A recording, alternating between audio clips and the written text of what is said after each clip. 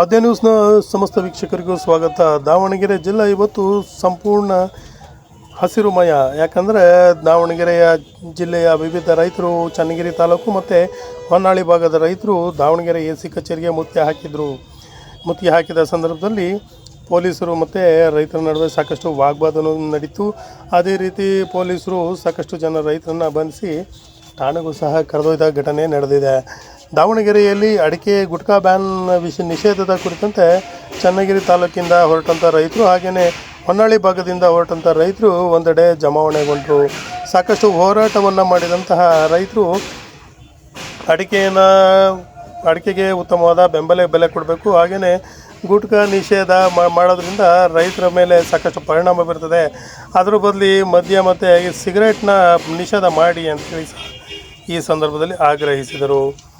ಸಾಕಷ್ಟು ರೈತರು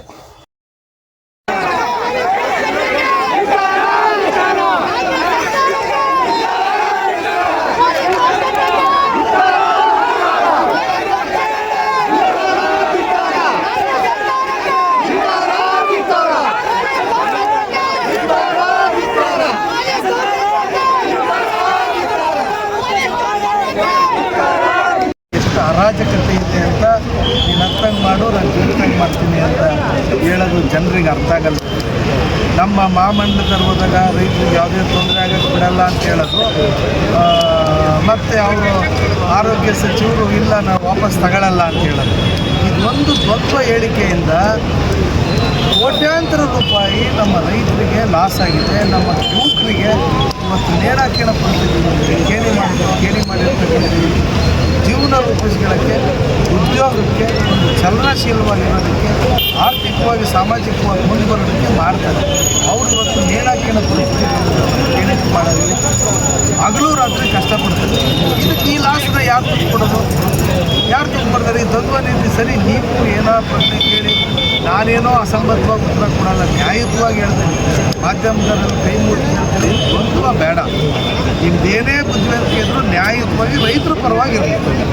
ನಿಮ್ಮ ಮುಖಾಂತರ ಎಲ್ಲ ಮಾಧ್ಯಮದವ್ರಿಗೂ ಹೇಳ್ತೀನಿ, ನೀನೇನೋ ನಮ್ಮ ತಮ್ಮ, ನಿಮ್ಮ ಮುಖಾಂತರ ಎಲ್ಲ ಮಾಧ್ಯಮದವ್ರಿಗೂ ಹೇಳ್ತೀನಿ, ಯಾವುದೇ ನಾಯಕರು ನೀವೇನೋ ಪ್ರಶ್ನೆ ಕೇಳಿ ಅವ್ರ ಬುದ್ಧಿಮಟ್ಟ ಪ್ರಶ್ನೆ ಮಾಡಬೇಕು, ರೈತರದಷ್ಟು ಯೋಚನೆ ಮಾಡಬೇಕು. ರೈತರ ಬಗ್ಗೆ ನನ್ನ ಹತ್ರ ಮಾತಾಡಿದರೆ ನಾನು ಸಮರ್ಪಕವಾಗಿ ಉತ್ತರ ಕೊಡ್ತೀನಿ. ಇನ್ನೇನೋ ಮಾಡಿ ಅವ್ರ ಬುದ್ಧಿಮಟ್ಟ ಅದೇ ದೊಡ್ಡ ಚರ್ಚೆ ಆಗೋದು ಬೇಡ. ರೈತರಿಗೆ ನ್ಯಾಯ ದೊರಕಬೇಕು, ಇದು ನಮ್ಮ ಅಹವಾಲು, ಇದು ನಮ್ಮ ಮನವಿ. ಎಷ್ಟು ಅರಾಜಕತೆ ಇದೆ ಅಂತ ನೀನು ಅರ್ಥಂಗೆ ಮಾಡು, ನಾನು ತಿಳ್ತಂಗೆ ಮಾಡ್ತೀನಿ ಅಂತ ಹೇಳೋದು ಜನರಿಗೆ ಅರ್ಥ ಆಗಲ್ಲ. ನಮ್ಮ ಮಹಾಮಂಡಲದಲ್ಲಿ ಹೋದಾಗ ರೈತರಿಗೆ ಯಾವುದೇ ತೊಂದರೆ ಆಗೋಕ್ಕೆ ಬಿಡಲ್ಲ ಅಂತ ಹೇಳೋದು, ಮತ್ತು ಅವರು ಆರೋಗ್ಯ ಸಚಿವರು ಇಲ್ಲ ನಾವು ವಾಪಸ್ ತಗೊಳ್ಳಲ್ಲ ಅಂತ ಹೇಳೋದು, ಇದೊಂದು ದ್ವಂದ್ವ ಹೇಳಿಕೆಯಿಂದ ಕೋಟ್ಯಾಂತರ ರೂಪಾಯಿ ನಮ್ಮ ರೈತರಿಗೆ ಲಾಸ್ ಆಗಿದೆ. ನಮ್ಮ ಯುವಕರಿಗೆ ಇವತ್ತು ನೇಣಾಕಿನ ಪರಿಸ್ಥಿತಿ, ಕೇಳಿ ಮಾಡಿರ್ತಕ್ಕಂಥ ಜೀವನ ರೂಪಿಸ್ಕೊಳ್ಳೋಕ್ಕೆ, ಉದ್ಯೋಗಕ್ಕೆ, ಒಂದು ಚಲನಶೀಲವಾಗಿರೋದಕ್ಕೆ, ಆರ್ಥಿಕವಾಗಿ ಸಾಮಾಜಿಕವಾಗಿ ಮುಂದುವರೋದಕ್ಕೆ ಮಾಡ್ತಾರೆ. ಅವರು ಇವತ್ತು ನೇಣಾಕಿನ ಪರಿಸ್ಥಿತಿ ಹೇಳಿಕೆ ಮಾಡೋದಿಲ್ಲ, ಹಗಲು ರಾತ್ರಿ ಕಷ್ಟಪಡ್ತಾರೆ. ಇದಕ್ಕೆ ಈ ಲಾಸ್ನ ಯಾರು ತುಂಬಿಕೊಡೋದು? ಯಾರು ತುಂಬಿಕೊಡ್ತಾರೆ? ಈ ದ್ವಂದ್ವ ನೀತಿ ಸರಿ. ನೀವು ಏನೋ ಪ್ರಶ್ನೆ ಕೇಳಿ ನಾನೇನೋ ಅಸಂಬದ್ಧವಾಗಿ ಉತ್ತರ ಕೊಡಲ್ಲ, ನ್ಯಾಯಯುತವಾಗಿ ಹೇಳ್ತೀನಿ. ಮಾಧ್ಯಮದಲ್ಲಿ ಕೈ ಮುಟ್ಟಿ ಹೇಳ್ತೀನಿ, ದ್ವಂದ್ವ ಬೇಡ. ನಿಮ್ದೇನೇ ಬುದ್ಧಿವಂತಿಕೆ ಇದ್ದರೂ ನ್ಯಾಯಯುತವಾಗಿ ರೈತರ ಪರವಾಗಿರಬೇಕು. ನಿಮ್ಮ ಮುಖಾಂತರ ಎಲ್ಲ ಮಾಧ್ಯಮದವ್ರಿಗೂ ಹೇಳ್ತೀನಿ, ನೀನೇನೋ ನಮ್ಮ ತಮ್ಮ, ನಿಮ್ಮ ಮುಖಾಂತರ ಎಲ್ಲ ಮಾಧ್ಯಮದವ್ರಿಗೂ ಹೇಳ್ತೀನಿ, ಯಾವುದೇ ನಾಯಕರು ನೀವೇನೋ ಪ್ರಶ್ನೆ ಕೇಳಿ ಅವ್ರ ಬುದ್ಧಿಮಟ್ಟ ಪ್ರಶ್ನೆ ಮಾಡಬೇಕು, ರೈತರದಷ್ಟು ಯೋಚನೆ ಮಾಡಬೇಕು. ರೈತರ ಬಗ್ಗೆ ನನ್ನ ಹತ್ರ ಮಾತಾಡಿದರೆ ನಾನು ಸಮರ್ಪಕವಾಗಿ ಉತ್ತರ ಕೊಡ್ತೀನಿ. ಇನ್ನೇನೋ ಮಾಡಿ ಅವ್ರ ಬುದ್ಧಿಮಟ್ಟ ಅದೇ ದೊಡ್ಡ ಚರ್ಚೆ ಆಗೋದು ಬೇಡ. ರೈತರಿಗೆ ನ್ಯಾಯ ದೊರಕಬೇಕು, ಇದು ನಮ್ಮ ಅಹವಾಲು, ಇದು ನಮ್ಮ ಮನವಿ. ನಾನು ಪಕ್ಷಾತೀತವಾಗಿ ಕರೆ ಕೊಟ್ಟಂಥ ಸಂದರ್ಭದಲ್ಲಿ ಕೇಂದ್ರ ಸರ್ಕಾರ, ರಾಜ್ಯ ಸರ್ಕಾರ ನಮಗೆ ನಮ್ಮ ಧಾರಣೆ ಯಾವಾಗ ಕಮ್ಮಿ ಆಗಿರೋದು, ರೇಟ್ ಕಮ್ಮಿ ಆಗಿರೋದು, ಡ್ಯೂಟಿ ಕಾರ್ಡ್ ಅನ್ನೋದು ಮುಖ್ಯಮಂತ್ರಿಗಳು ಹೇಳಿದರೂ ಕೂಡ ನಾವು ನಾವು ಅದನ್ನು ವಾಪಸ್ ತಗೊಳ್ಳಲ್ಲ ಅಂತ ಹೇಳ್ತಾರೆ. ಅದಕ್ಕೆ ಇವತ್ತು 4-5 ಸಾವಿರ ಜನ 10-15 ಸಾವಿರ ಕಮ್ಮಿ ಆಗುತ್ತೆ. ಕೇಂದ್ರ ಸರ್ಕಾರದಲ್ಲಿ ಏನು ತೊಂದರೆ ಆಗಿಲ್ಲ. ನಾನು ಅದನ್ನು ಸಮರ್ಥನೆ ಮಾಡ್ಕೊಳಕ್ಕೆ ಹೋಗಲ್ಲ. ಅದಕ್ಕೆ ಭಾಳ ವಿಸ್ತೃತವಾದ ಚರ್ಚೆ ಇದೆ. ಮನಮೋಹನ್ ಸಿಂಗ್ ಅವರಿದ್ದಾಗ ಸಾರ್ಕ್ ಆಯಿತು, ಅಂಬ್ಯಾಕ್ ಆಯಿತು, ಅವ್ರ ಮೇಲೆ ಇವ್ರ ಮೇಲೆ ಅಪಾರ್ಥ ಇಲ್ಲ. ನಾವು ಇಲ್ಲಿಂದ ಆಯ್ಕೆ ಮಾಡಿ ಕಳಿಸಿದ ಜನಪ್ರತಿನಿಧಿ ಎಂಪಿಗಳು ಇನ್ನೂ ಅದಕ್ಕೆ ನ್ಯಾಯ ದೊರಕಿಸೋಕೆ ಆಗಿಲ್ಲ.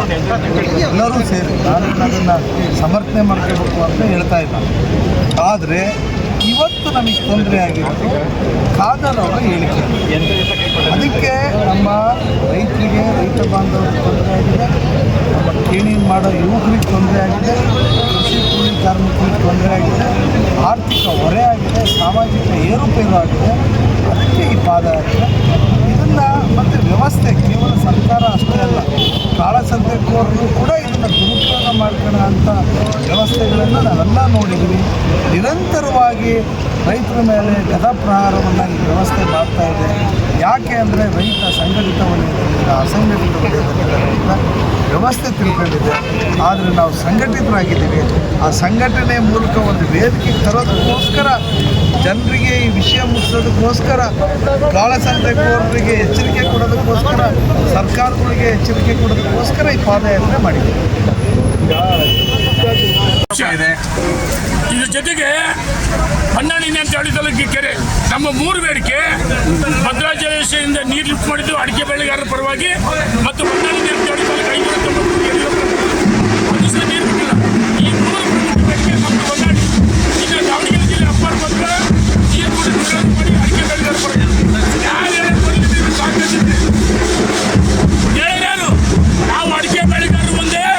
ಇವ್ರು ಯಾರು ಹೇಳ್ತಾರಲ್ಲ ಅಡಿಕೆ ಬೆಳೆಗಾರರ ಪರವಾಗಿ, ಇದು ಅಡಿಕೆ ಲಾಬಿ ಅಲ್ಲ, ನಮಗೇನು ಯಾರು ದುಡ್ಡು ಕೊಟ್ಟಿಲ್ಲ. ಈ ಸರ್ಕಾರ ಸಿಗರೇಟ್ ಲಾಬಿ ಮದ್ಯ ಬ್ಯಾನ್ ಮಾಡಲಿ.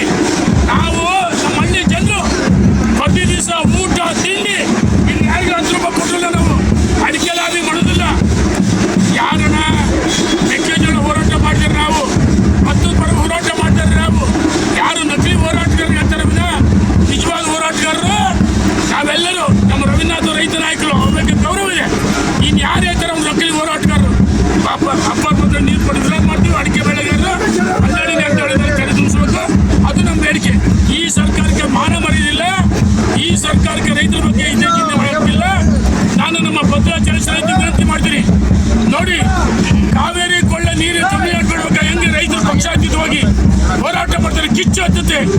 ಅದೇ ರೀತಿ ನಮ್ಮ ದಾವಣಗೆರೆ ಜಿಲ್ಲೆ ರೈತರ ಜೀವನಾಡಿ ಬಂದರೆ ಅಂತ ಹೋರಾಟವನ್ನು ಮಾಡ್ತೀವಿ. ಸರ್ಕಾರ ಇವತ್ತು ಮಣಿದಿದ್ರೆ ದಾವಣಗೆರೆ ಬಂದು ರಸ್ತೆ ತಡೆ ಚಳವಳಿ